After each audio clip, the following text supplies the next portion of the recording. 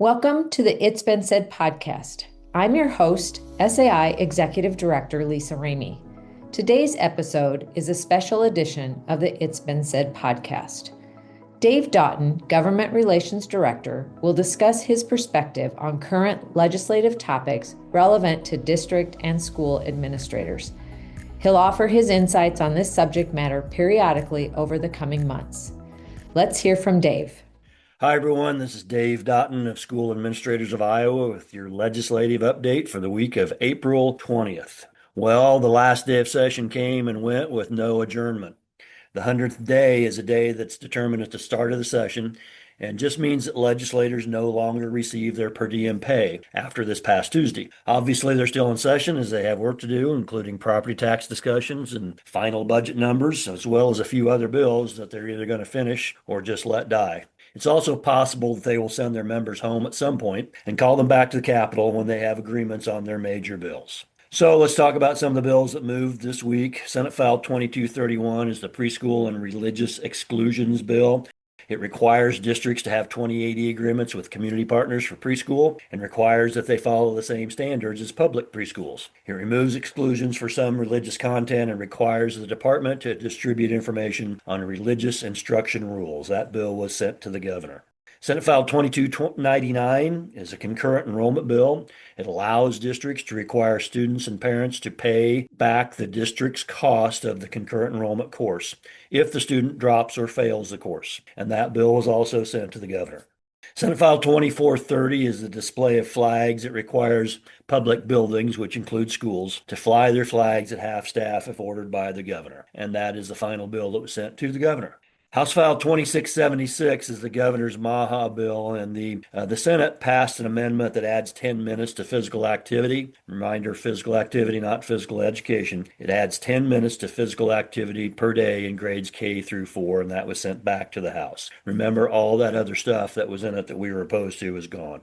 Senate File 274 requires schools to accept cash for entry to athletic events. It was amended to exempt private facilities, things like the Casey Center and other facilities.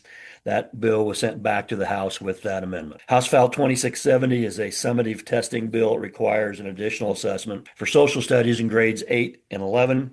That's not implemented for another year. Also changes the science assessment to 11th grade and allows some math credits to be earned through agriculture courses. And that bill was sent back to the Senate. Senate File 2428 is a student behavior bill that we've talked about a lot. The Senate took that bill and amended it and removed the requirement that teachers read all IEPs. They are to read the accommodations and modifications pages and be informed of their responsibility that it pertains as it pertains to the students they serve. The committee is still in the bill, and it remains as a policy and practice entity and not a decision-making entity. And that bill was sent back to the House.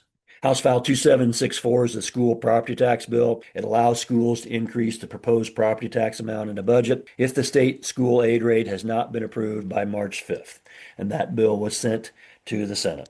Finally, Senate File 2472, this is the overall property tax bill. And just a reminder that if you're going into the system and looking for this bill, make sure you look at the amendments, in this case, the amendment that is posted in the bill history. Because if you read the bill, you're going to see the original bill and not the amendment. So the House amended the Senate bill, replacing all the Senate language with the House's bill. And here are some of the key points of the House version. The good things are it extends SAVE out to 2071. Another good thing, it adds another bond election date in June. And finally, there's nothing about PEPAL or bond limits in there, so there's no reduction based on the House bill. The things that aren't so good in the House version is the diversion of SAVE dollars to property tax relief. And it gets to 25% in 5 years, which is better than prior proposals, but it will still cost districts SAVE funds. Another part of that bill that's not good is the limitation on unspent authorized budget. It limits the UAB to 35% of authorized expenditures effective for your new budget year. So there are overall issues with the limit on UAB, but also that it kicks in right away with a new budget year. So talk to your legislators about the SAVE dollars and the UAB in particular and explain to them why you do what you do and what you do with your SAVE dollars. Obviously, there are significant concerns with this version of the bill. They will probably pass something related to property taxes, but that may be a few weeks away. And it's possible they will not be able to find common ground, and so they'll do nothing, and time will tell. I wanted to bring up another bill, which is actually a law now. As you're aware, a bill passed last year that requires districts to administer and graduates to pass a civics test. The Department of Education just recently released some information on that law, and I would suggest that you or someone on your staff review and consider what's in that information. You may want to adjust course content to assist your students with the requirements. In the printed version of this report, there is a link to the DE website page that has the civics test information on it. And there's also several links within that link and within that page that will be helpful to you. Finally, I appreciate all of your questions and input. If you have texted or emailed me, especially in the last couple of weeks, and I have not responded, I apologize. Please send me a reminder and I will get back to you when I can. I hope you have a great week, a great weekend, the end of the school year, and hopefully the legislative session is getting much, much closer. Take care.